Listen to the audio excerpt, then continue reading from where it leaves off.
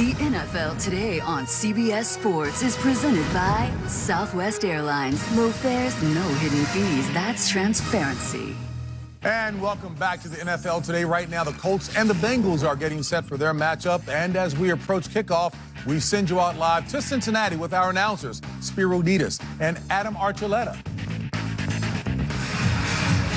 All right, JB here in Cincinnati, overcast and cold. Temperatures expected to dip into the 30s as we are just about ready for the Cincinnati Bengals and the Indianapolis Colts. The Colts busting the 2 hours into the Queen City. Chuck Pagano and Marvin Lewis and their teams ready to do battle in this Week 8 AFC matchup.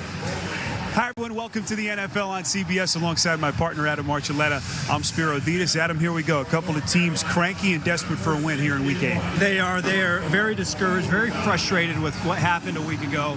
The Bengals seem like they were on the verge of turning things around, but they're still looking for that 4 quarters of complementary football between offense and defense. The Colts, they've had their struggles this year, their adversity, but they played their worst complete game of the season last week against the Jacksonville Jaguars. All right, let's dig into Indianapolis a little bit deeper. It's been a rough couple of weeks for Chuck Pagano and the Colts. You start with that Monday night loss a couple of weeks ago. They blow the double-digit lead in the second half, and then Andrew Luck suffers the setback, still not ready to come back from the offseason shoulder surgery. Their stud safety, the rookie Malik Hooker, lost for the year last week in knee, and then their first regular season shutout defeat in 24 years. Their quarterback, Adam, has taken a beating.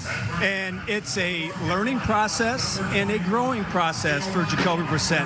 Last week was a tough game, a season low, 136 passing yards, but it was really the protection that was the big breakdown. And the offensive line has to do a much better job of recognition. This is a well-designed, disguised by the Jacksonville Jaguars, free hitter, 2.4 seconds before it gets to Brissett.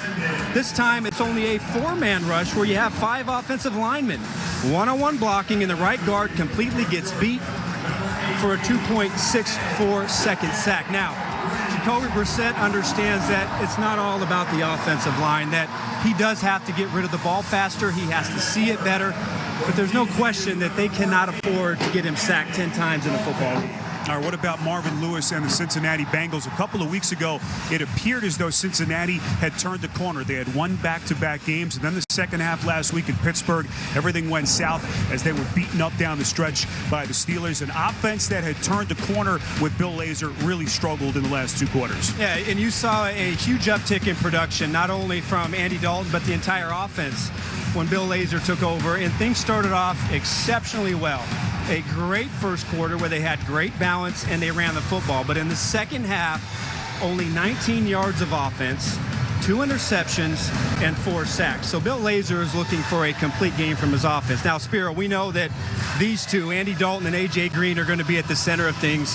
A.J. Green, number 2 in the NFL in receiving yards with 545 yards. But they need somebody else. They need somebody else to take attention.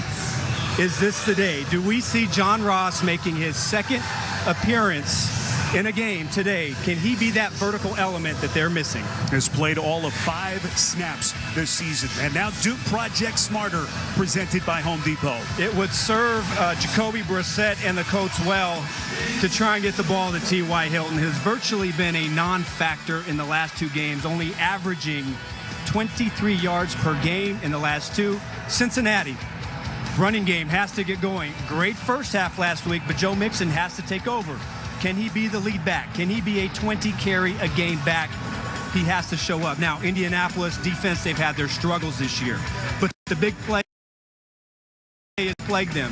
46 plays of 20 yards or more, and that was on full display a week ago against Jacksonville. Cincinnati, Marvin Lewis traditionally always has a turnover machine defense. Not so much this year, only 4 interceptions. They have to give their offense more chances. All right, so the stage is set. Huge game for Cincinnati as they begin the day. 2 games out of first in the loss column in the AFC North. Kickoff is next on CBS.